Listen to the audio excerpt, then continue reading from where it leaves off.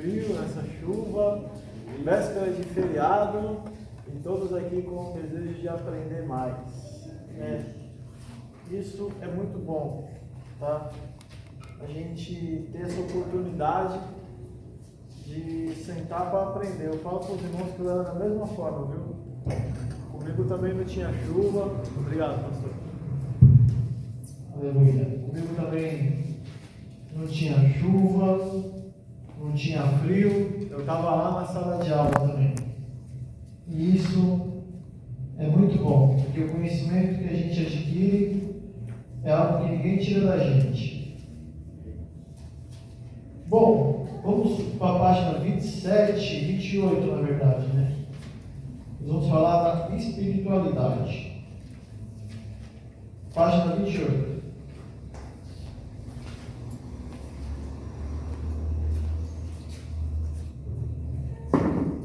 Quero citar algo óbvio aqui, tá, irmãos?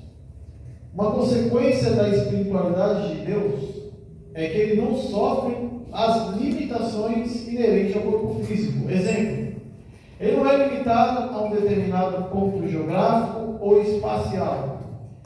Isso está implícito na afirmação do nosso Senhor: a hora vem que nem neste monte nem em Jerusalém adorareis o Pai, mas adorareis em espírito e em verdade. Porque Deus não é limitado a espaço e tempo, tá? Então nós temos que entender isso, tá? Espaço e tempo. Deus não se limita a um determinado espaço e não se limita também ao tempo. A gente já havia falado do tempo, mas agora vamos frisar o espaço. Se Deus é o Criador de todas as coisas, Deus tem domínio sobre todas as coisas. E se Deus tem domínio sobre a sua criação, não está limitado à sua criação. Lembra quando eu falei para vocês que Deus não permite que venha se fazer imagens de escultura, não permite que venha se fazer imagem sua, porque Deus está acima de uma imagem, está acima de algo que o ser humano possa produzir. Ou seja, se o ser humano é capaz de produzir uma imagem, Deus não pode se ressignificar a essa imagem que o ser humano produziu. Porque além do ser humano ter um coração idólatra, o ser humano tem a mania de ter um Deus para chamar de seu. Ou seja, o ser humano é assim: eu vou idolatrar aquela entidade, eu vou ajoelhar para aquela estátua, mas aquela estátua o ser humano tem o poder de pegar e carregar para onde quer. Ou seja, eu ajoelho para determinada estátua, mas eu tenho poder sobre a determinada estátua. Você percebe o subconsciente da pessoa? Ou seja, eu sou devoto de São Jorge, eu sou devoto de Maria, aí onde vai carrega as imagens, né? Inclusive tem uma história, pastor, dizem que um rapaz, um cara estava dentro de um ônibus e ele estava com uma imagem do São Jorge dentro do ônibus. Aí de repente ele guardou a imagem do São Jorge dentro de uma bolsa, e o ônibus descendo uma ladeira, ele ficou desgovernado.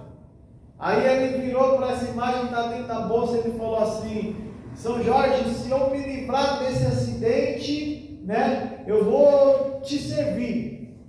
Aí quando o ônibus desceu e parou lá embaixo, ele fez assim: obrigado, São Jorge. Quando ele abriu a mochila, só estava o cavalo. São Jorge estava lá. Morreu. Foi o primeiro.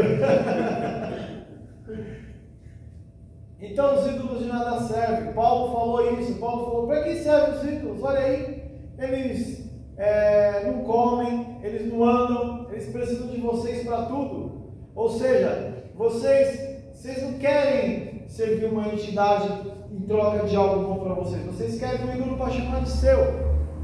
Então Deus, ele jamais vai se permitir a uma imagem que possa carregá-lo, a uma imagem que possa adorá-lo por causa da imagem. Deus está muito acima disso. Deus não se limita a espaço e não se limita a tempo. E o que Deus é, gente? Jesus falou lá em João 4 o que Deus é. Deus, ele é Espírito. Tá?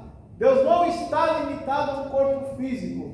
Mas por não estar limitado a um corpo físico, não significa que ele não tem domínio sobre o mundo físico. Deus tem domínio sobre o mundo físico, sim. Porém, não está limitado ao mundo físico. Inclusive, todas as leis da física estão sujeitas às ordens de Deus. Você vê Jesus andando sobre as águas, Jesus acalmando a tempestade. Inclusive, tem até uma polêmica sobre esse texto, pastor.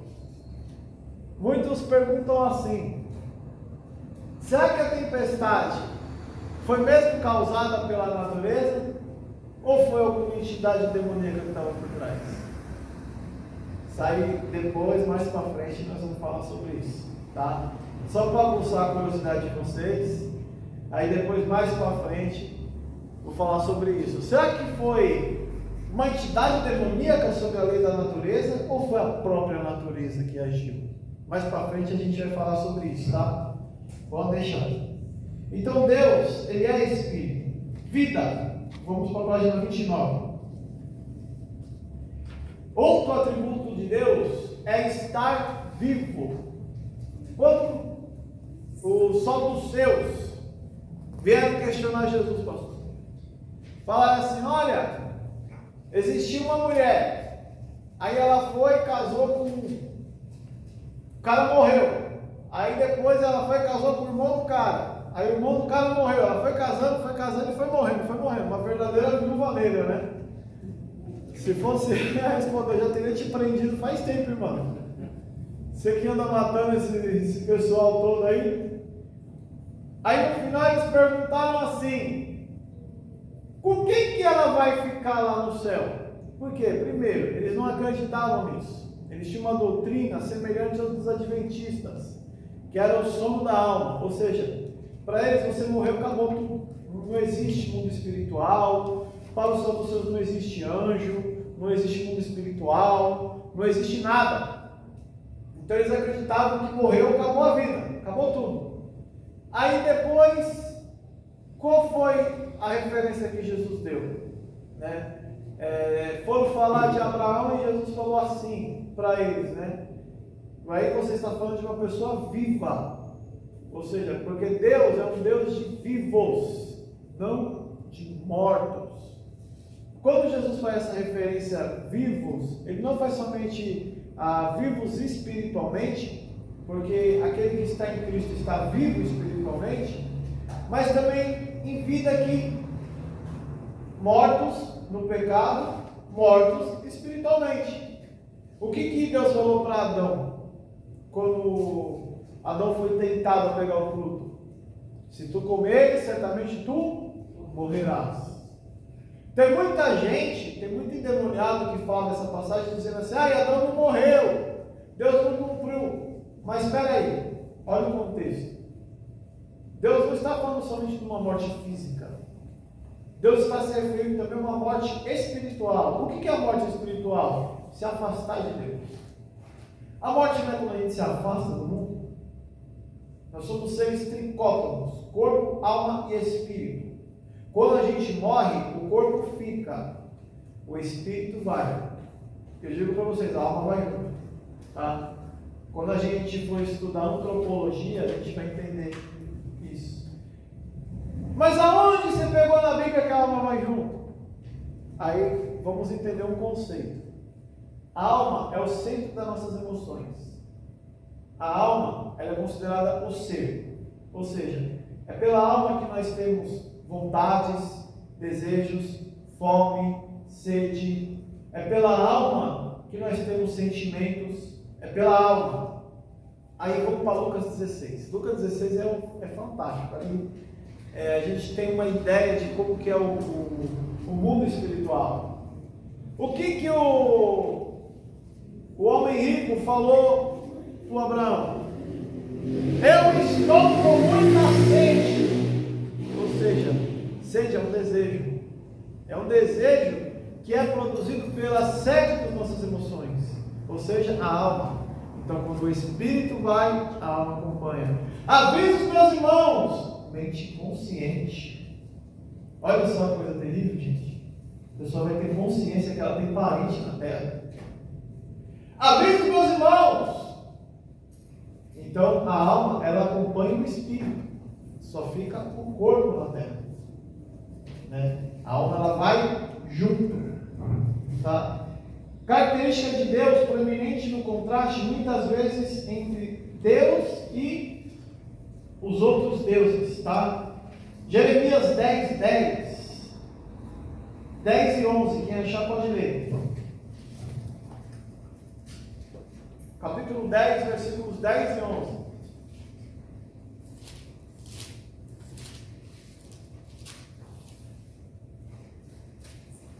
Mas o Senhor Deus é a verdade, Ele mesmo é o Deus vivo e o Rei eterno. Do seu furor treme a terra, e as nações não podem suportar a sua indignação. Assim lhes direis: os deuses que não fizeram os céus e a terra desaparecerão da terra e debaixo desse céu. Forte esse versículo, né? O versículo 10 ele afirma: o Deus que nós servimos é um Deus vivo. E em contraste com o versículo 11, ele disse que esses deuses que não fizeram nada, que só levam fama, deuses entre aspas, que só levam fama, quando sai a terra desaparecer, vão todos desaparecer junto. O que são deuses, gente? São nada mais nada menos que ídolos. Ídolos. E você pensa que só católico tem ídolo? Você pensa que só o bandista tem ídolo? Você pensa que só kardecista tem ídolo? Crente também tem. A gente costuma olhar para os outros e esquece de olhar para dentro. Quando que crente tem ídolo? Manda o pastor Robson anunciar que amanhã vai pregar o Marco Feliciano aqui.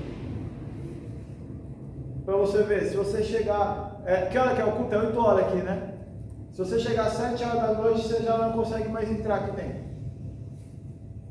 São ídolos que as pessoas vão formando. Se falar que vai vir eu cantar aqui, ninguém vem. Mas se falar que vai vir a Rose Nascimento, aqui vai estar lotado. São ídolos que são formados. Então não é só o católico, não é só o bandista, não é só o kardecista. O crente também forma ídolos. O crente também forma ídolos. Olha só, Isaías 43, vamos abrir lá.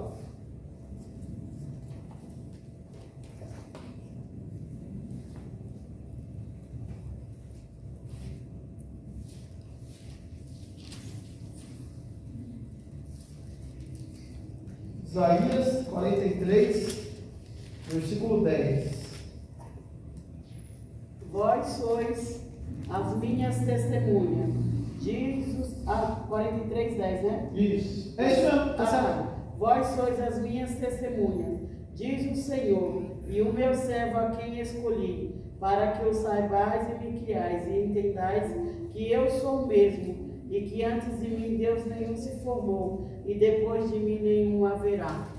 Antes de mim Deus nenhum se formou, depois de mim nenhum haverá. Eu sou o único. E por que Deus está falando isso? Porque o ser humano vive formando um ídolo no seu coração. Então Deus está falando assim: olha, eu vou dizer uma coisa para vocês. Antes de formar um ídolo no coração de vocês, entendam que nenhum Deus se formou além de mim. Por quê? Olha só o contexto que forte, gente. Olha só o contexto que forte. Lê o 11. Eu sou o Senhor, e fora de mim não há Salvador. Eu sou o Senhor e fora de mim não há Salvador, gente. Ou seja, Ele é o único que pode salvar.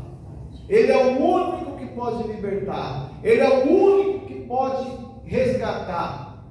O ser humano, quando tem um ídolo para chamar de seu, o que acontece? Tem toda a sua confiança naquele ídolo. Acha que aquele ídolo vai lhe atribuir algo. Mas aquele ídolo nada mais presta, somente para ficar parado ali. Mas o ser humano quer um ídolo para chamar de seu. Só que Deus, Ele não é assim. Porque Ele disse ali em Jeremias, Ele falou assim: pode por acaso o vaso contender com o oleiro? Ele é o oleiro, nós somos o vaso. Já viu lá o oleiro fazendo um vaso lá e o vaso olhando para o oleiro e brigando com o oleiro? Primeiro que o vaso não sabe nem falar. E se o vaso falar, pode sair correndo, que é alguma bruxaria que fizeram ali. Então, Deus está falando exatamente isso. Nós somos dependentes de Deus. É nós que precisamos ser moldados. É nós que precisamos ser carregados. E não um ídolo. Por isso que Deus fala: fora de mim não há Salvador. Ou seja, fora de mim não há esperança. Nenhum Deus se formou e fora de mim não há esperança nenhuma. Quando Ele chamou Jeremias, mandou descer a casa do oleiro, e Ele estava mostrando para Jeremias ali o oleiro fazendo o vaso. Sabe uma coisa interessante? Como Deus mostrou ele fazendo vaso, o que acontece? O oleiro pega o vaso, pega o barro, né? Que vai fazer o vaso. O que ele faz com o barro? Barro, gente, é duro. Barro não é duro? Aí o que ele faz? Ele vai jogando água e amassando. Vai jogando água e amassando. Ele vai batendo no barro. Vai batendo. Quanto mais bate, mais o barro amolece. Ele vai batendo. Ele vai batendo. E quanto mais o barro apanha, mais o barro amolece. Então ele vai jogando água e pá! Vai jogando água e pá! Vai jogando água e pá! Ele só para de bater no vaso, no barro, quando o barro amolece. Porque enquanto o barro não amolece e não deixar se moldar, o barro fica apanhando. Entenderam o mistério? Enquanto o barro é duro, o barro continua apanhando. Eita. O barro só para de apanhar quando ele amolece e se deixa moldar. Aí quando o barro amolecer e se deixar moldar, aí ele para de apanhar. Desse jeito. Aí ele começa com o vaso. Olha só, ele mete o vaso no centro do disco, certo? Um disco de madeira, ele pega o barro e põe ali, o barro no centro do disco. Aí ele começa a girar aqui, ó. Olha só que coisa interessante. Ele tem um controle sobre o giro. Ele que controla se vai rápido, ele que controla se vai devagar. Depende do oleiro. O barro não determina a rotatória, o giro. O barro só fica esperando ser moldado.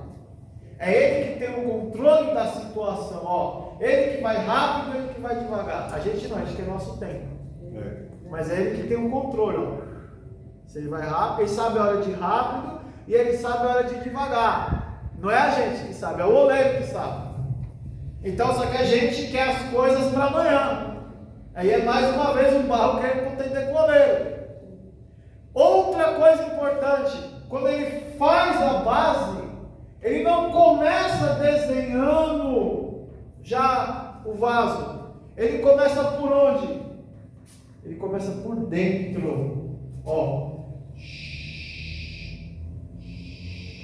Ele só começa moldando o barro por dentro. Aí o vaso vai tomando forma quando ele vai por dentro. Ou seja, o oleiro ele começa por dentro. Então ele vai lá por dentro. Depois que ele começa por dentro, que lá dentro já está formadinho, aí ele vem lá fora e começa a dar forma para o vaso. Entendeu como é o trabalhar de Deus? É no tempo dele e ele começa por dentro. É assim que Deus começa trabalhando na nossa vida. Amém? Personalidade, gente. Deus é um ser, eu até marquei aqui, individual, com autoconsciência e vontade. Por que eu marquei aqui? Porque é um ser individual, pois é único. Não existe outro igual a Deus. É um ser com autoconsciência e vontade suprema, ou seja, uma autoconsciência além da nossa consciência e uma vontade que ninguém pode sobrepor a essa vontade. Por isso que a personalidade de Deus é uma personalidade única, tá? Ou seja, é o único, não existe outro ser igual a Deus. É autoconsciente e possui a sua vontade própria. O ser humano não tem vontade própria. O universo, a criação de Deus, não tem vontade própria. Toda a sua criação, até os anjos, não tem vontade própria, gente. Lê lá Daniel. Quando Daniel está orando, aí o que Deus envia? Deus envia Gabriel para entregar a mensagem. Aí Gabriel está indo. O que Gabriel falou? O anjo da Pérsia me barrou. Aí Gabriel, o que ele fez? Ele sacou uma espada e foi para a guerra? Não, ele ficou parado lá, porque não era a função dele. Ele não vai além da função dele. Ou seja, ele não tem vontade própria. Só Deus tem vontade própria. Anjo não tem vontade própria. E o ser humano quer ter. Ele esperou até o momento em que viesse Miguel. Aí depois que veio Miguel, aí que a coisa ali resolveu. Mas enquanto isso ele ficou no que competia a ele fazer. Tá? Então nós temos que entender que o querer de Deus é o que compete a gente fazer. Muitas vezes o crente, ele quer fazer a sua própria vontade, entra na sua própria prova e acha que foi Deus que colocou. Cria o seu próprio deserto e acha que foi Deus que colocou. Cria a sua própria situação difícil e fica reclamando com Deus. Quer tomar decisão por si só e aí depois bota a culpa em Deus. Porque quem tem vontade soberana é só Deus, a gente não. Tá? Só Deus que tem vontade soberana. O fato de que Deus tem personalidade, página 30, é indicado de várias maneiras nas Escrituras. Uma delas é que Deus possui um nome.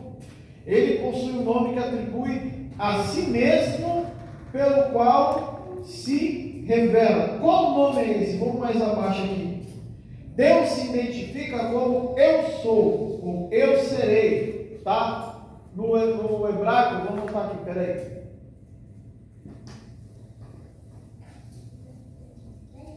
Quando Deus se apresentou para Moisés,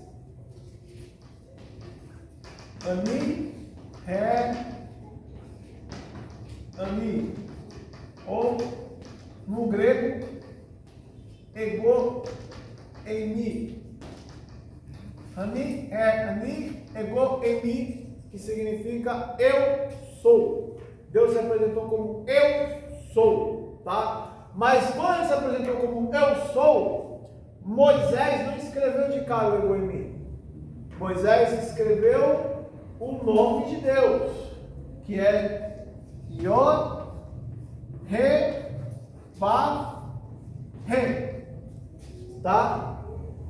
Que nós chamamos de tetragrama. Por quê? São 4 consoantes. Por isso que nós chamamos de tetragrama. É um nome tão importante que ele está aqui, ó, na capa do livro. Tá? Se vocês pegarem o livro, vocês vão ver ele aqui. É o tetragrama. Vocês lembram que eu já expliquei para vocês? Colocaram as vogais aqui, que são sinais maçoréticos, e ficou Yehová. Aí ficou Jeová. Tá? Os judeus, eles tinham tanto temor em pronunciar esse nome. Qual foi o mandamento que Deus deu em Êxodo 20? Não dizeis o nome de Deus em vão. Quando os judeus estavam traduzindo a Bíblia do hebraico, do grego, quando eles chegavam no nome de Deus, eles paravam, respiravam, faziam uma oração e escreviam o nome de Deus. Só que daí, em vez deles, eles tinham tanto temor, que em vez deles colocarem o tetagrama, eles tinham tanto temor pelo tetagrama, que eles colocavam no grego a palavra curios, que significa Senhor. É por isso que curios, que é Senhor, foi traduzido depois pela palavra hebraica Adonai. Foi porque eles tinham tanto temor em pronunciar o tetagrama, o nome de Deus, que a pronúncia do nome de Deus se perdeu. A verdadeira pronúncia. De tanto temor que os judeus tinham. E hoje todo mundo fala o nome de Deus em vão. Todo mundo usa o nome de Deus em vão. Todo mundo, olha, vou dizer uma coisa. Fala o nome de Deus em vão. Usam o nome de Deus em vão. A partir do momento que a pessoa se diz cristã, tem o seu nome atrelado ao cristianismo, a uma nova vida em Cristo, então a pessoa vai lá e não se importa com nada, escandaliza o nome de Deus. É por isso, gente, que os dois maiores pecados da Bíblia, que nós vamos ver depois, a blasfêmia contra o Espírito Santo e o pecado de 1 João capítulo 5, que é o pecado para a morte, tanto esses dois pecados, eles têm relação com o relacionamento com Deus. Nenhum desses dois pecados tem relação com beber, fumar, não tem. Tem relação do relacionamento com Deus. Para vocês terem uma ideia, o negócio é tão sério. Vamos abrir Hebreus 10.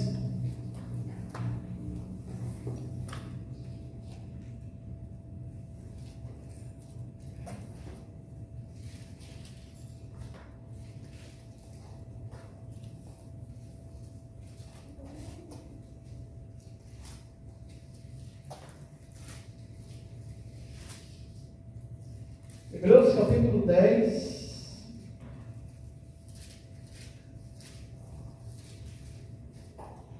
do 27 ao 31. Quem pode ler? Mas uma certa expectação horrível de juízo e ardor de fogo, que há de devorar os adversários, quebrantando alguém a lei de Moisés, morre sem misericórdia, só pela palavra de 2 ou 3 testemunhas. Até aqui. Pode ir até o 31, pode ir embora. E quanto maior castigo, cuidais vós, será julgado merecedor aquele que pisar o Filho de Deus e tiver por profano o sangue do testamento com que foi santificado, e fizer agravo ao Espírito da graça, porque bem conhecemos aquele que disse: minha é a vingança, eu darei a recompensa, diz o Senhor. E outra vez o Senhor julgará o seu povo. Horrenda coisa é cair nas mãos do Deus vivo. Viu que forte, gente? Ali ele está falando o seguinte: se pela lei de Moisés, uma ou duas testemunhas transgredir ela, a pessoa sofria pena de morte. Você imagina agora, no tempo de a graça, aquele que fizer o agravo, ou seja, aquele que retroceder. Aí ele fala, aquele que retrocede, ele compara aquele que pisa o sangue do Filho. De muito mais juízo ele terá do que aquele que vivia na lei. Então as pessoas acham que o tempo da graça é graça, é o pior tempo que tem para o julgamento. Esse é o pior tempo que tem na hora de julgar. Porque ele está falando assim, Muito mais pior aquele que fizer o agravo, porque ele está dizendo pisar o sangue do filho. Ele está dizendo o seguinte, que aquele que desvia é como se ele crucificasse a Cristo de novo. O pessoal acha que é brincadeira, mas o negócio é sério. Aqui em Hebreus ele está falando exatamente isso. Quanto mais agravo é, depois que a gente entrar na soteriologia, a gente vai ver Hebreus 6, não vamos ver agora para não perder tempo. Mas depois nós vamos ver um texto de Hebreus 6 que é muito forte em relação a isso. Tá? Vamos para a página 31. Nós vamos falar dos atributos morais de Deus.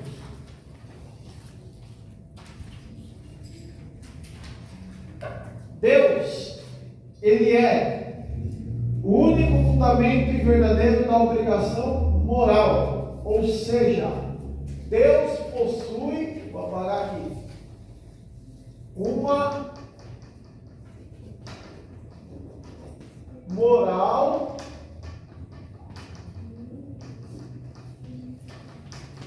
absoluta, tá?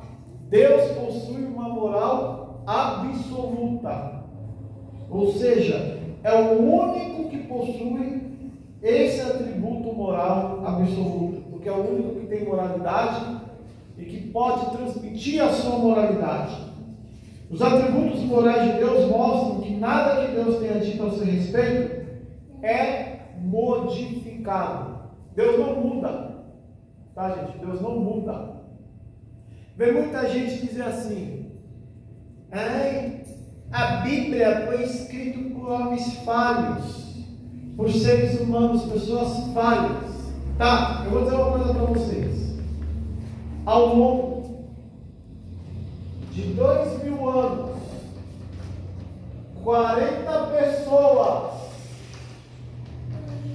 incluindo príncipes como Moisés, incluindo boiadeiros como Amós, incluindo profetas como Samuel, incluindo guerreiros como Josué, pessoas de todos os tipos escreveram a Bíblia exatamente na mesma harmonia. O que eu estou dizendo isso? Vamos imaginar, você pega 40 dos melhores autores brasileiros, das pessoas mais cultas na língua portuguesa. Aí você pega, por exemplo, Machado de Assis, Carlos Drummond de Andrade, Cecília Meirelles, aquele Pascoalete lá, professor de português. Pega essas pessoas que são fera no português, que são fera em poesia, fala assim para eles: vocês vão escrever sobre Deus, só que vocês não vão escrever junto não, vai cada um ficar numa salinha. Então pega assim e fala: vai cada um numa salinha e vocês vão escrever sobre Deus. Aí vai entrar lá os autores que conhecem muito de português, vai entrar cada um numa salinha e vai escrever sobre Deus. Cada um ali vai colocar a sua perspectiva, a sua visão e a sua ótica sobre Deus. Quando você for juntar os escritos de cada um, vai dar nada com nada, você não vai entender nada. Uns vai dizer que Deus é de uma maneira, outros vai dizer que Deus é de outra maneira, outros vai dizer que Deus faz uma coisa, outros vão dizer que Deus faz outra. Aí se você pegar aquelas pessoas que sabem escrever muito, mas não entendem nada de Deus, você não vai entender nada que eles escreveram. Vocês entenderam o que eu estou dizendo? É a mesma coisa que Machado de Assis falar: Deus é assim, assim, assado. Aí Carlos Drummond fala: não, Deus é assim, assim, assado. Fala totalmente diferente dele. E quando você for juntar os dois livros, você não vai entender nada do que o outro falou. Agora você imagina 40 autores bíblicos escrevendo a Bíblia no período de 2000 anos, escrevendo como Deus é, exatamente como Ele é, sem fugir nem pôr do conceito de Deus. Deus diz: eu sou santo, eu não tolero o pecado. Eu sou santo, eu não tolero a apostasia. E ali todos colocando o mesmo ponto de vista de Deus. É só Deus que pode fazer isso. Porque se você pegar um período de 2000 anos e cada autor, é a mesma coisa que você pegar cada autor e colocar eles numa salinha. Eles não se veem. Porque Moisés não andou com Isaías, Jeremias não andou com Daniel, Daniel não andou com Obadias. Como é que eles escreveram igual? Entenderam o mistério? Ninguém tem capacidade de escrever igual se não foi o próprio Deus que escreveu. A Bíblia é o único livro que quando a gente lê, o autor está presente. Então não tem essa de dizer que a Bíblia foi escrita por homens falhos. A maior prova que a Bíblia foi escrita por Deus, quando perguntarem para você, disserem assim, a Bíblia foi escrita por homens, aí você dá esse exemplo para eles. Você fala, mas como que num período de 2000 anos, 40 pessoas escreveram exatamente igual? Aí você pode dar esse exemplo para eles. Você pode falar, se eu pegar todos os autores e colocar cada um numa salinha, eles vão escrever tudo diferente. Inclusive, o Deus que se revela no Antigo Testamento é o mesmo do Novo. Só que se a pessoa não tivesse discernimento, por exemplo, um novo convertido. O novo convertido chega aqui na igreja, aí ele fala assim, eu vou pegar o Antigo Testamento para ler. Aí começa a ler lá de Gênesis a Malaquias. Ele vai achar, ele vai entender um Deus ali, um Deus vingativo, um Deus assim que se ele acha que se ele pensar alguma coisa errada na rua, Deus vai vir com um pezão lá no meio da rua e vai pisar em cima dele.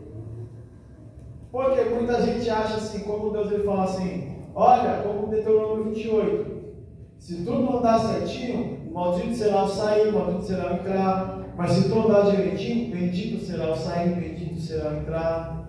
Se por um caminho ele te perseguir, por 7 caminhos ele vai fugir. Aí a gente olha assim, daí a gente fica com a impressão, será que Deus ele está exigindo um estado de perfeição de mim que eu não consigo ter? Mas eu não recebi esse tipo de promessa. Aí Jesus veio para dizer o seguinte, Paulo que fala na verdade em Gálatas 4, quando Deus deu a lei, ele falou que a lei serviu como aio, ou seja, como professor, para nos ensinar. Então Paulo está dizendo o seguinte, quando Deus deu a lei, ele sabia que a gente não tinha capacidade para cumprir. Mas ele deu a lei para mostrar para nós o quanto nós somos insignificantes diante da sua lei. E que somente Cristo é poderoso para justificar a sua lei. Então nós não temos capacidade não. Por quê, gente? Para ninguém um dia se gabar e dizer assim, pelas minhas obras eu alcancei a salvação. Eu consegui obedecer. Ninguém consegue obedecer. Aí quando a pessoa fala assim, eu consigo obedecer, Jesus fala, até em pensamento você deve. Porque eu obedeci por você. Fique em paz. Deus sabe que nós temos a fraqueza, nós temos o pecado. Mas o que Deus quer da gente, como Paulo fala? Que a gente continue de forma alguma, que a gente lute contra isso. Que a gente compreenda que nós temos um inimigo a vencer em nossa vida. Que esse inimigo que nós temos a vencer na nossa vida é o pecado. É um inimigo que vai ficar entre nós até o dia que a gente morrer. Paulo fala, maldito homem que sou, quem me livrará do corpo dessa morte? É algo que vai carregar a gente. E o que cabe a gente fazer? A cada dia, fugir da aparência do mal. É isso que cabe a gente fazer. E Deus deu a lei, e o ser humano é assim. O ser humano, ele é tentado a fazer coisa errada. Eu já expliquei isso para vocês no vídeo. Já falei, né? Então, o ser humano é assim. Você passa lá, o vidro não tem nada, você passa batido. Aí você vai colocar uma plaquinha, proibido tacar uma pedra. No outro dia você vai ver que o vidro está quebrado. Porque a pessoa vai ser tentada a tacar uma pedra no vidro que está escrito proibido. Né? Santidade. Dá tempo aí. Deus é para o homem o santo primeiro. O santo exige respeito, veneração profunda e humildade. O que significa, gente? A palavra santidade. Deixa Deixa eu colocar aqui.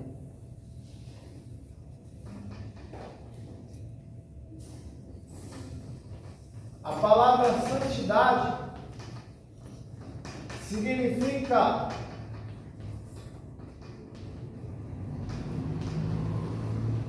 separado.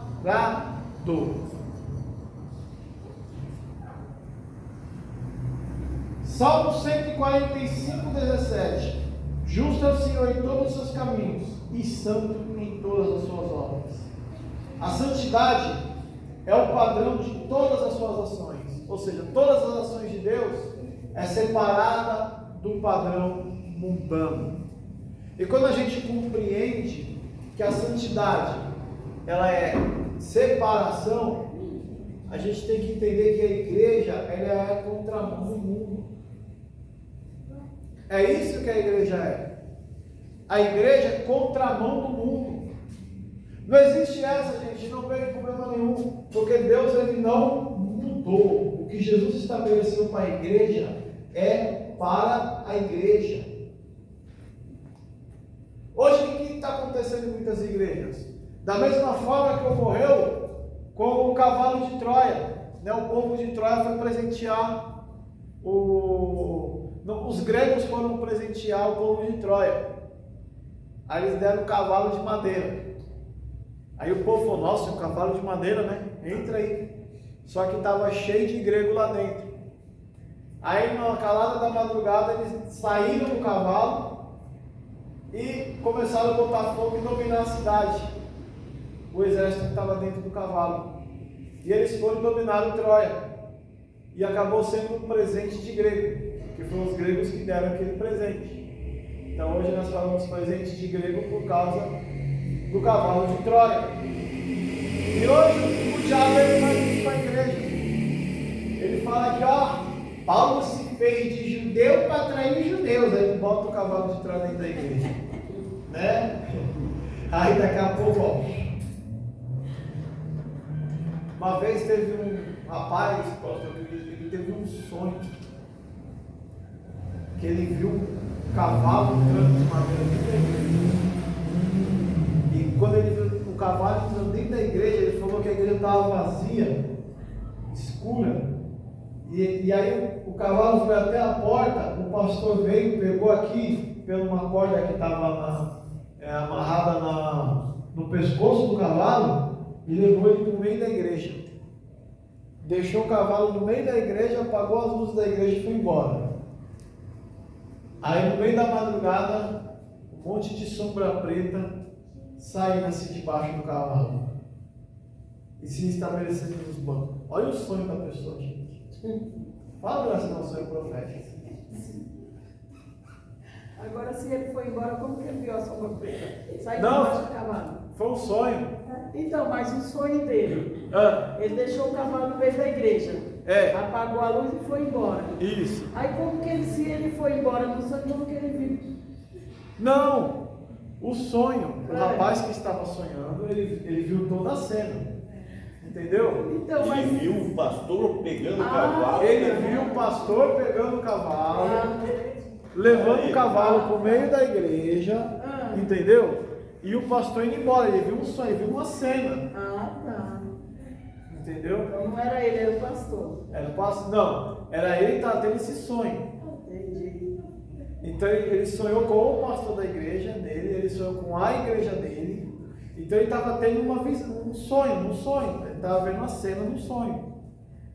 Entendeu? E gente, isso é verdade, gente. Está acontecendo isso em muita igreja. Aí um certo dia, uma igreja dessa daí, eu estava chegando lá e eu ainda congregava lá ainda. Aí, sem brincadeira, gente, na porta da igreja, que tinha um espaço assim, uma mesa, aquela de sinuca, daqueles do futebol lá. Pimbolim. Então, como? Pimbolim. Uma mesa de pimbolim dentro da igreja.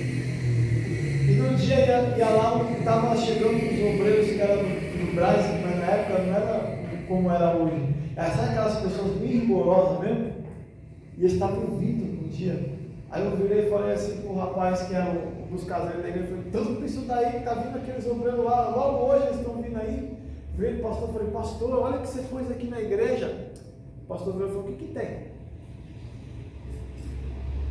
O que tem? Eu falei, mas você não acha que... Não. O que tem demais? É o que muita gente fala hoje. O que tem demais?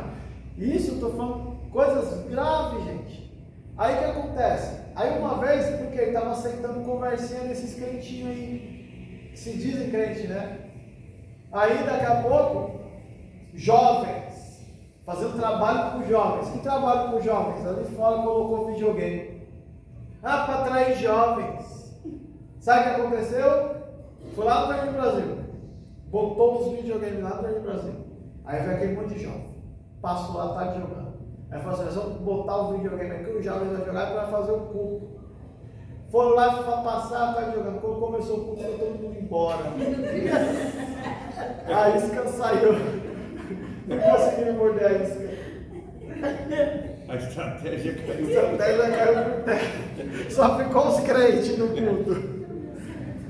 Começou o culto, ó. O pessoal foi embora. Mas é pegar a arma do Egito para atrair pessoas para dentro da casa de Deus. Exatamente. É pegar a arma do Egito para atrair as pessoas. Agora eu falo. José precisou fazer o que o Egito faz para se dar bem no Egito. Daniel precisou comer como os babilônios, se vestir como os babilônios para se dar bem na Babilônia. Não. E olha que Daniel era jovem. Você vê como que é as coisas. Hoje a coisa está tão terrível. Está terrível. Esse sonho que você falou do cavalo, acho que o diabo está entrando nas igrejas, colocando o cavalo no meio e sai um monte de espírito fofoqueiro. Porque olha. Não sai, pastor. Não, e que eu estou falando isso também? Em que sentido que eu estou falando isso? Tem muitas igrejas, gente. Aí eu cheguei na igreja, sabe o que eles fazem? Festa junina. Eles enfeitam mais do que a igreja católica. E detalhe, tem crentão. Crentão. O crentão é o desejo de beber o quentão. É o desejo de beber o quentão. Crentão, não tem problema nenhum. Quem toma crentão, toma cervejinha sem álcool. Exatamente. E é o desejo do mundo. Exatamente. Ó, você tem uma ideia, pastor? Você tem uma ideia? Esse tempo atrás, eu tenho uma sobrinha, ela tem 15 anos. Aí ela chegou, eles não vão para a igreja, meu irmão não vai para a igreja. Aí eles chegaram na casa da minha mãe, ela falou assim, eu precisei ir lá no Brás comprar umas calças, porque as minhas são tudo rasgadas. E ela começou um curso no Dom Bosco. O Dom Bosco é uma instituição católica. Quando ela chegou de calça tudo rasgada lá no curso, o pessoal lá, os católicos, mandou ela dar meia volta. Falou, não, aqui você não vai entrar aqui não. Agora os crentes liberam tudo. Os crentes liberam tudo. Pode tudo. Pastor, não é que libera. É que o povo é meio rebelde. Porque você vai você vê umas calças aí que é só a graça do povo. Só a graça. A mulher tá com a perna toda e não rasga logo. É verdade. Né? Mas não é, às vezes não é o líder. Fechada a vácuo. Não é o líder. A palavra está sendo pregada, mas é o povo que é rebelde. Exatamente. Não é a gente que eu estou falando aqui, não é que a gente é certinho demais, não é que a gente é exigente demais, é que as coisas fogem do controle. É esse que é o problema. É que nem o pastor falou aqui, as pessoas falam dos outros, mas a língua, ó. É triste. Dá raiva. Com certeza tinha um monte de demônio fofoqueiro. E detalhe, fofoca, gente, é algo passivo de disciplina. Nenhuma igreja deixa, mas é bíblico. Depois, quando nós chegar em eclesiologia, nós vamos ver uma passagem que diz que fofoca é passivo de disciplina, mas ninguém deixa. Olha, quando eu dirigi a igreja, eu não tinha coragem de deixar você passar por esse problema de fofoca. E para deixar o crente de E o disciplina triste é que É a pessoa que fala que está na santidade, está com a língua. Exatamente. Pastor, agora que não tem, mas antigamente lá atrás, qualquer coisa era disciplina. Teve um obreiro da igreja que eu congregava que estava disciplinado. Por quê? Porque o coitado foi cortar o cabelo e o barbeiro errou, passou lá a maquininha e rapou e ficou um lado com o cabelo, outro com o cabelo. O que ele tinha que fazer? Rapar tudo. Ele foi disciplinado porque estava careca. Aí já é demais, né? Naquela época. É. Hoje não. O pessoal Belém disciplinou os 3 jovens porque estava com o cabelo lá para cima, lá em cima. Falou, não, está disciplinado. Na minha igreja você não canta aqui não. É que assim, já foge da doutrina e entra no costume. Entendeu? Então, muita doutrina gera costume. Tem que tomar cuidado com muita doutrina. Muita doutrina gera costume. Então, nós temos que dosar a doutrina. Né? Nós temos que dosar. É aquela famosa frase, né? O crente, ele sabe como se vestir. Né? Quem é do céu sabe como se vestir. Não é verdade? Então a gente tem que tomar muito cuidado para a doutrina não se transformar em costume. Porque senão um corte de cabelo vai deixar de disciplina. Eu estava disciplinado lá então. Pois é, Só foi do cara mesmo, pastor Robson, quando ele rápido, ele estava Semana que disciplinado. vem eu vou para disciplina. Vamos para o nosso café? Vamos lá para a página 32. Definição bíblica sobre a santidade. Levíticos 19, versículo 1 e 2 diz assim: Falou mais o Senhor a Moisés, dizendo: Fala a toda a congregação dos filhos de Israel e diz-lhes: Santos sereis, porque eu, o Senhor vosso Deus, sou santo. Então Deus é santo e essa ideia da santidade de Deus, ela permeia todo, não somente o Antigo Testamento, mas também o Novo Testamento. Então Deus é santo e Ele exige do seu povo santidade. Ele exige do seu povo um padrão de santidade. E a partir do momento que o povo ele começa a ter um comportamento em santidade, o povo começa a observar os preceitos morais de Deus.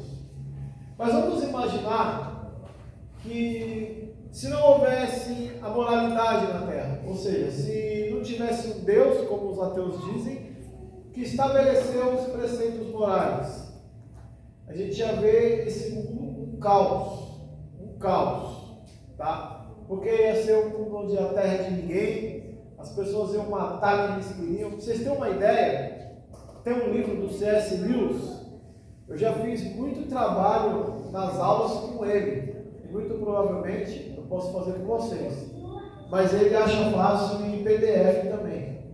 Ele chama O Grande Abismo. Acho que é o livro mais top do C.S. Lewis que eu li. O livro mais top, pastor. Depois eu vou explicar para vocês por que foi o livro mais top que eu li. Foi o livro mais top. Primeiro, ele começa fazendo uma ilustração. O livro é todo essa ilustração.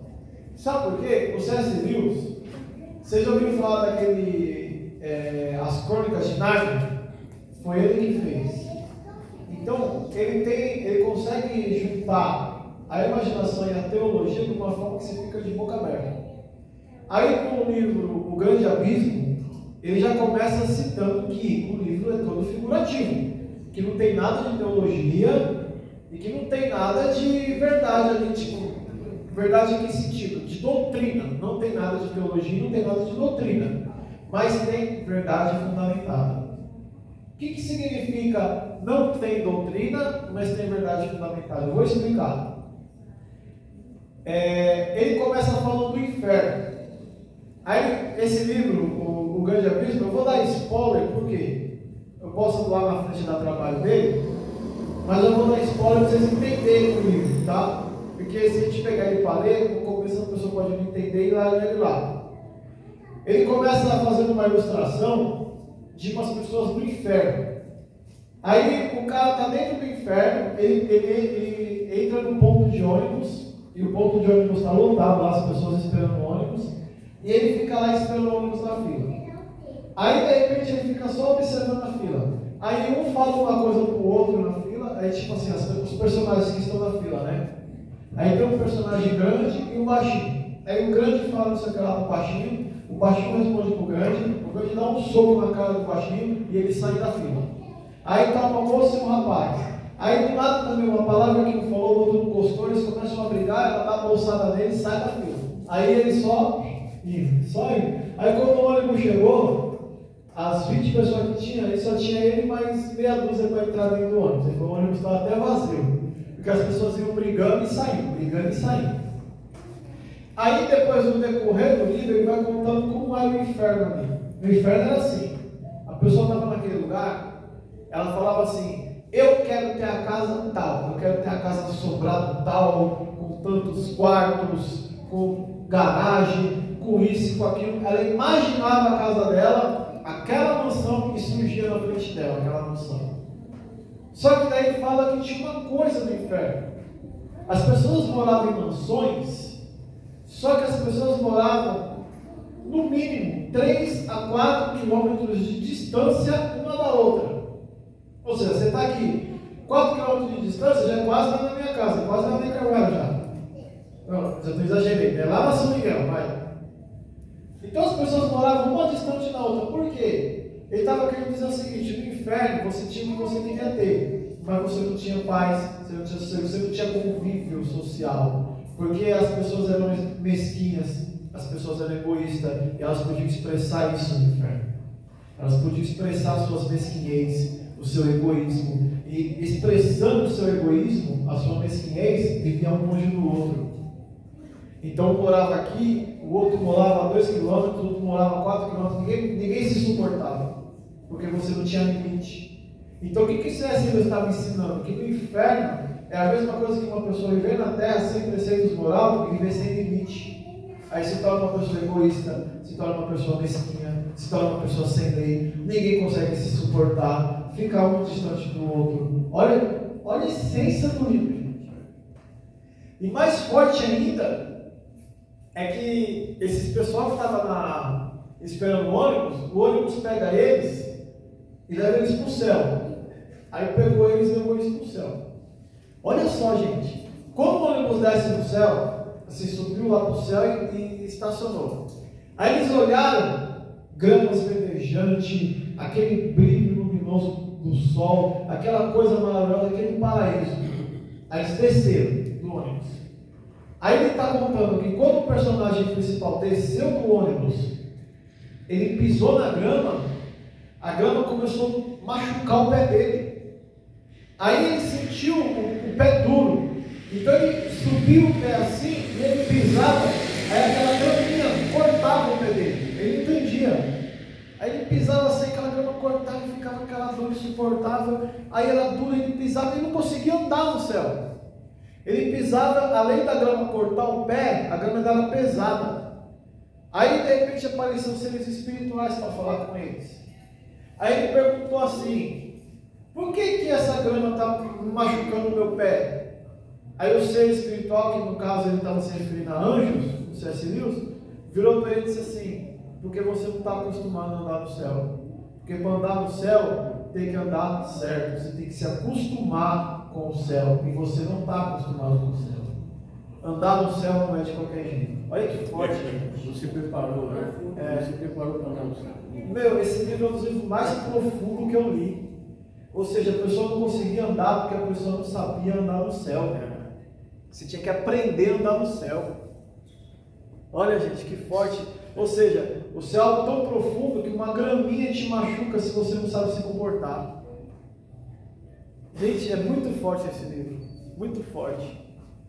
Aí daqui a pouco, o que acontece? Começam a ter um debate entre as pessoas que estavam lá e os anjos. E os debates é tudo questão relacionada à vida aqui. É impressionante esse livro. Esse cara é muito profundo. Você vê assim que foi Deus usando ele. Aí debates, por exemplo, o último, eu não vou dar spoiler do livro, mas o último debate foi uma mãe que perdeu uma filha que foi estrupada por, acho que foi padrasto, não lembro. E ela perdeu uma filha morta e ela achava ruim de Deus porque ela foi parar no inferno por causa disso.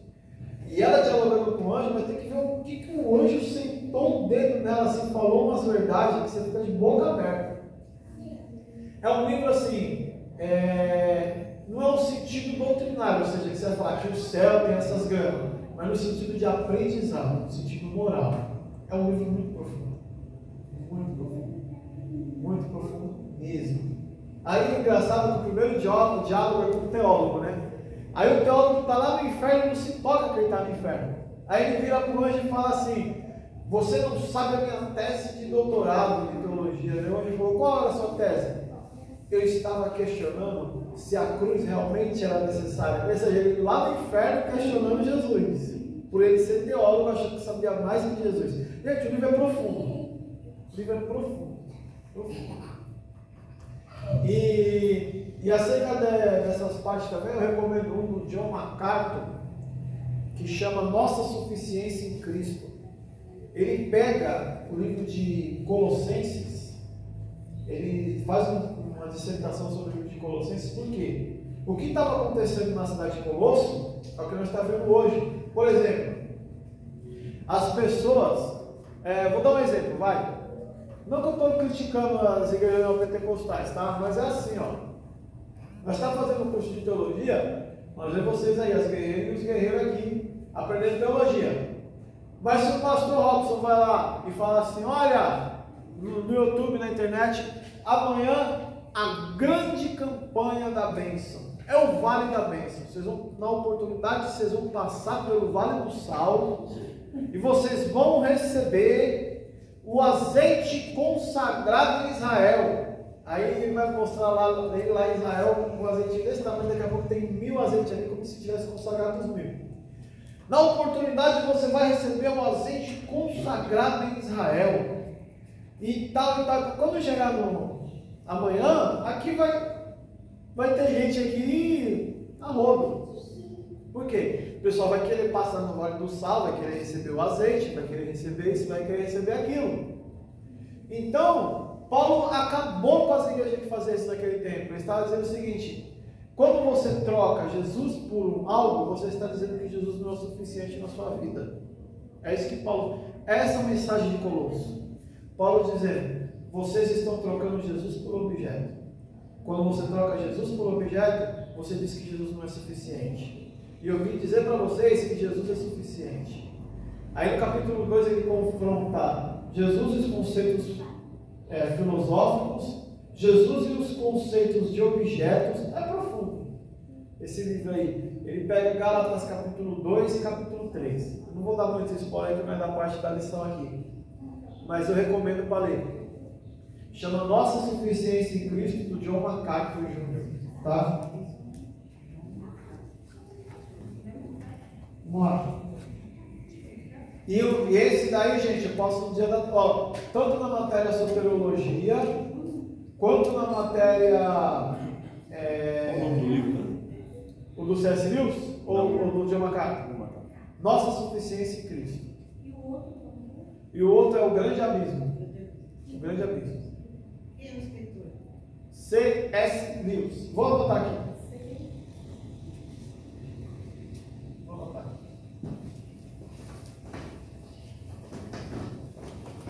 Ó, primeiro é o.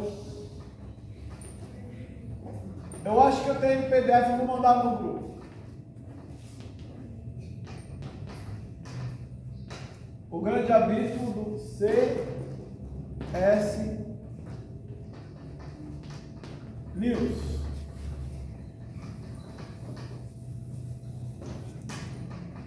E depois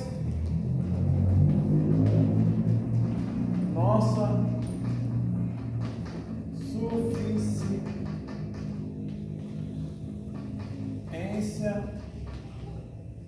em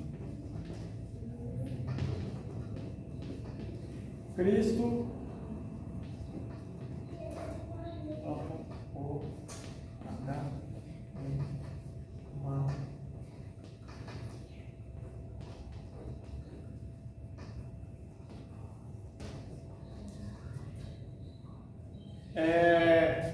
O Grande Abismo do C.S. Lewis e Nossa Suficiência em Cristo, do John MacArthur. John MacArthur Jr. Eu acho que eu tenho do John MacArthur aí no... Livraço. Ó, eu que eu não concordo com muita coisa do John MacArthur, porque o John MacArthur, ele é um pastor, um teólogo, acho que um dos maiores teólogos dos Estados Unidos. Ele é vivo ainda, só que ele tem um grande problema. Ele não confunda esse nome, tá?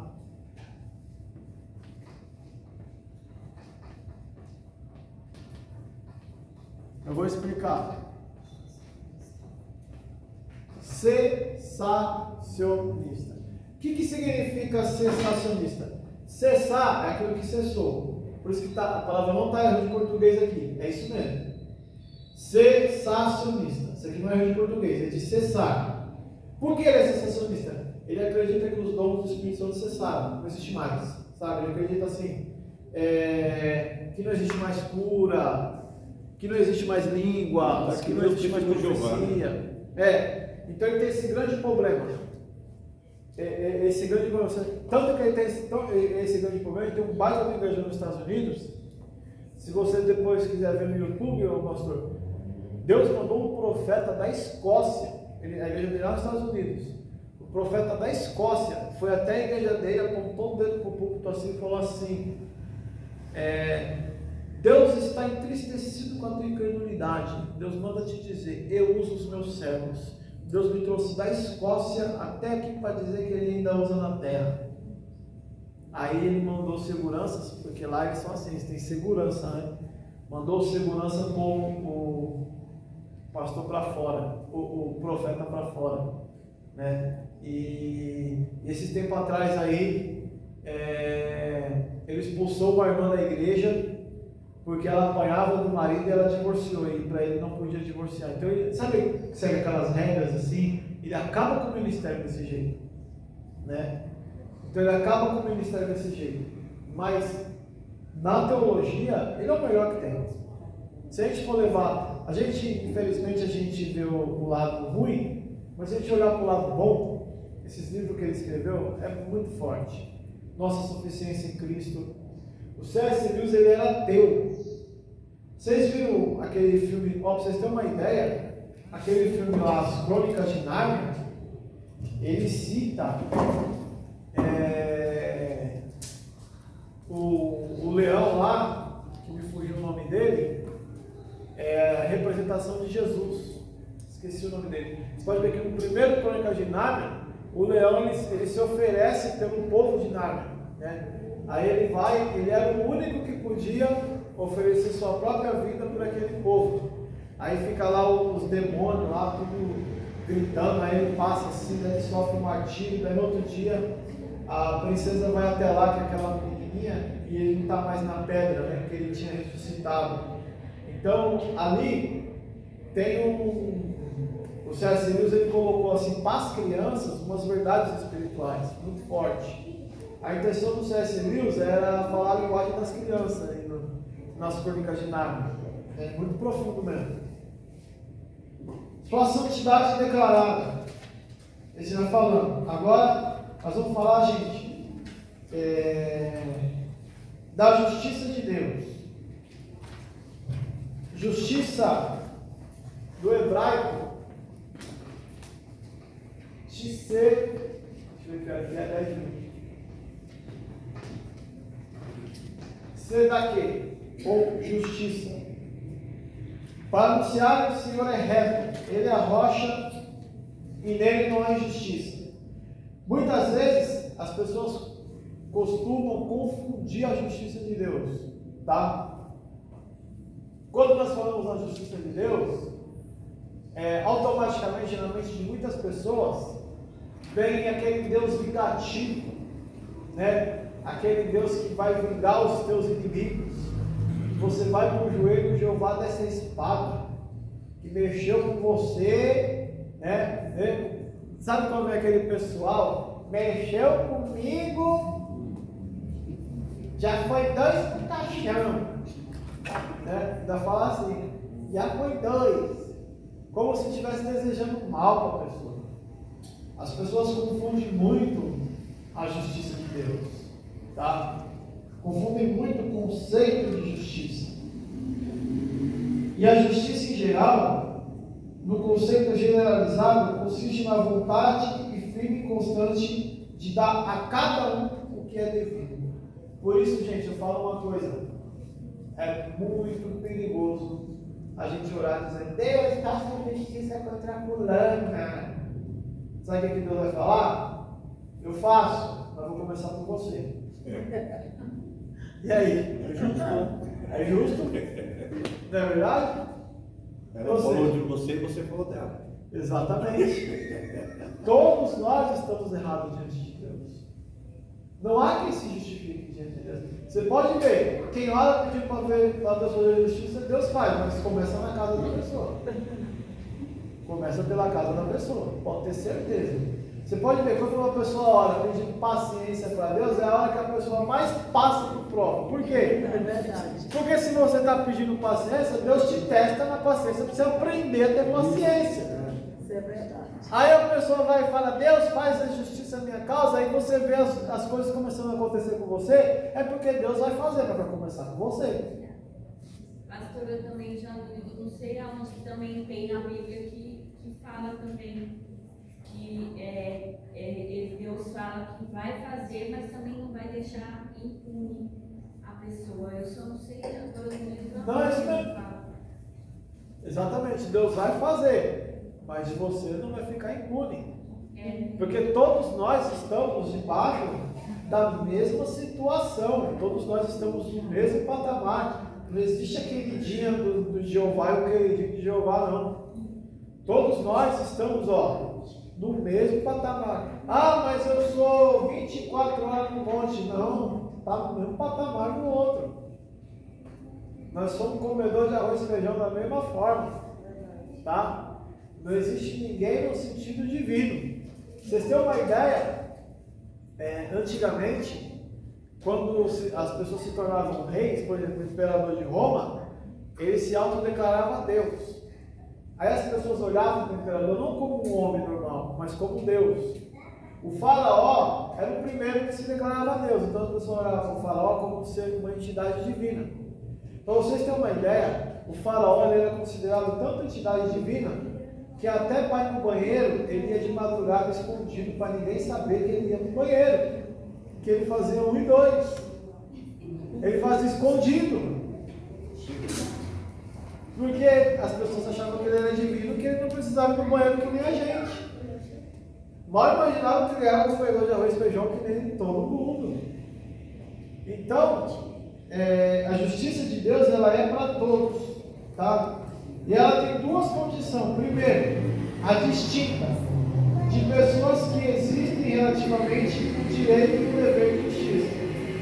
E a segunda, a especializada, de um objeto, ou seja, distinta, determinada pessoa, determinada situação. Então, Deus é justo. Muitas vezes a pessoa se coloca em prova, a pessoa se coloca em situação difícil. Por quê? Porque Deus é justo. Deus vai perdoar? Deus perdoa, mas a consequência fica. Você não viu Davi? Davi, quando ele aprontou, ele foi lá, adulterou. Depois ele viu que a mãe engravidou. Aí ele foi lá, criou uma situação para a mãe dela morrer. Achou que as coisas estavam tudo bem. Aí veio o profeta Natan e confrontou ele. Depois que o profeta Natan confrontou ele, ele foi, ajoelhou, ele podia mandar cortar a cabeça do profeta, mas não, ele ajoelhou e orou o Salmo 51. Tem misericórdia de mim, ó Deus, segundo a tua benignidade. Apaga minhas transgressões, segundo a multidão da tua misericórdia. Lava-me completamente da minha iniquidade, purifica-me do meu pecado.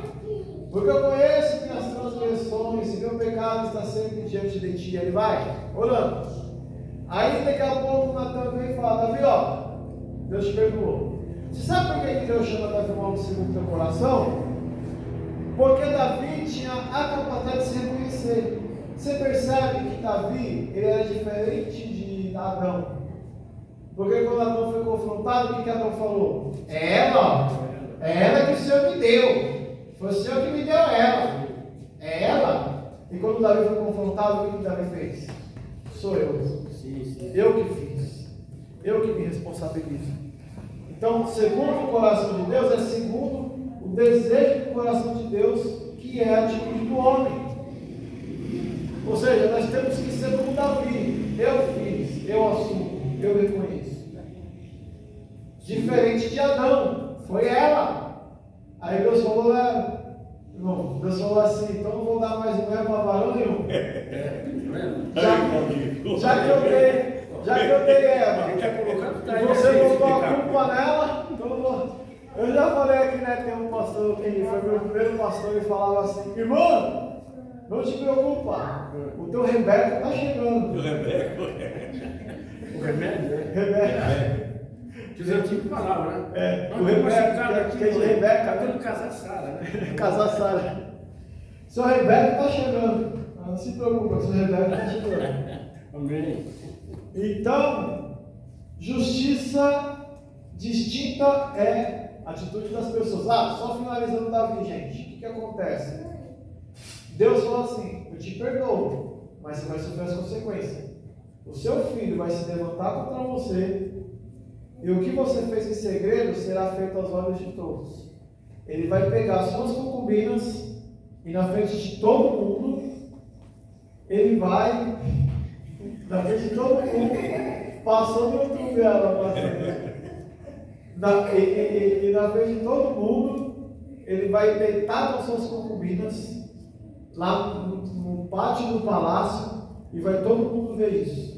E detalhe, o seu filho, aquele que você ama, ele que vai te trair. Então você vê que Davi sofreu uma consequência. E a consequência maior foi a desestabilização da família. Ou seja, porque ficou aquele negócio, meu pai aprontou, eu também posso, porque a família é o espelho. Nós somos o espelho dos nossos filhos. Então, a partir do momento que ele aprontou ali, os filhos dele passaram a enxergar de uma outra forma. Não foi porque Deus falou assim, eu vou criar uma situação para que seja isso, não. Foi para que a consequência que ficou na cabeça dos filhos também foi algo de ruim. Não adianta a palavra, né? Olha, faça isso, que exatamente. É ação. Exatamente. Não é o faço o que eu mando e não faz o que eu faço. É faz o que eu mando e faz o que eu faço. Mas isso, o interessante é que o Salmo 89 escreve bem acerca até mesmo da descendência de Davi. Que ainda que eles saírem da presença de Deus, sair fora daquilo que Deus estabeleceu, Deus visitaria com vara. Porém, então quer dizer o quê? Ele vem, corrige, mas a promessa não deixa de se cumprir. Exatamente, até citar isso, exatamente. Ou seja, Deus perdoa, Deus justifica, mas a promessa não deixa de ser cumprida. Tá? A consequência vem. Né? A especialização de objeto que pertence a determinada pessoa. Então, só vamos falar aqui de justiça cumulativa e distributiva. Aí, dia 21 nós não vai ter aula. Mas no dia 28, nós vamos correr aqui na matéria, que nós vamos praticamente finalizar ela. Tá? No máximo, se a gente não conseguir finalizar, a gente vai falar só um pouquinho na outra quinta. Mas o objetivo vai ser finalizar. Mas eu acho que nós vamos conseguir sim.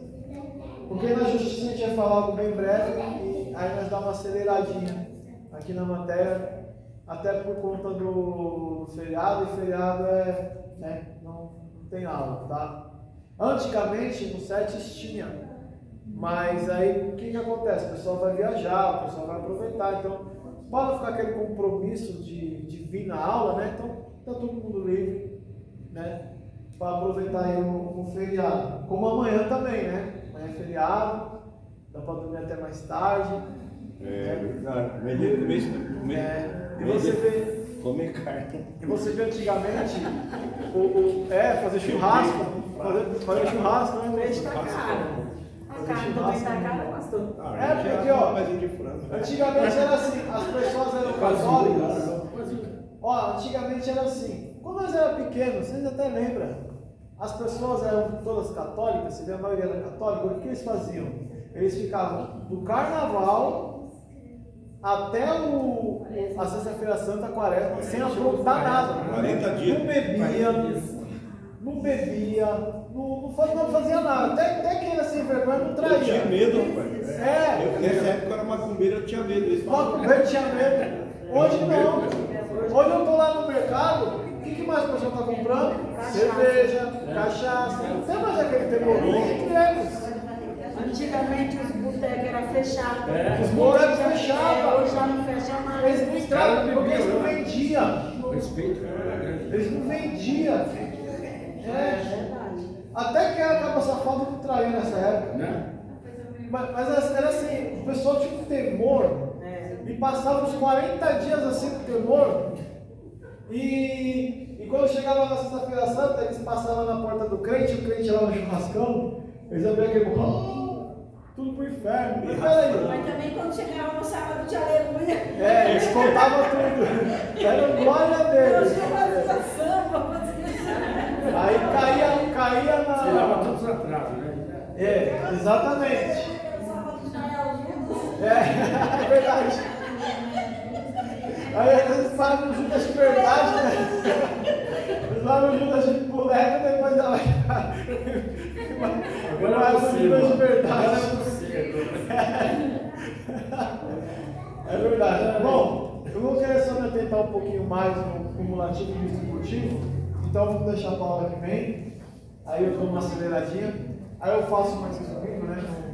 Não entro muito. Eu só entrei aqui porque é bom indicar. Eu vou mandar hoje ainda, tá? No grupo, o livro. E eu tenho algo para mandar também sobre a justiça divina. Vou mandar depois no grupo também, tá? Vamos orar. Vou passar aqui para o pastor Robson também. Para finalizar. Glória. Olha de pé, Senhor Deus, te louvamos, te agradecemos, te bendizemos, Senhor amado, por este momento maravilhoso, por este ensino a qual o Senhor tem liberado sobre nós. Somos gratos a Ti através do teu servo, pastor Rodrigo, Senhor.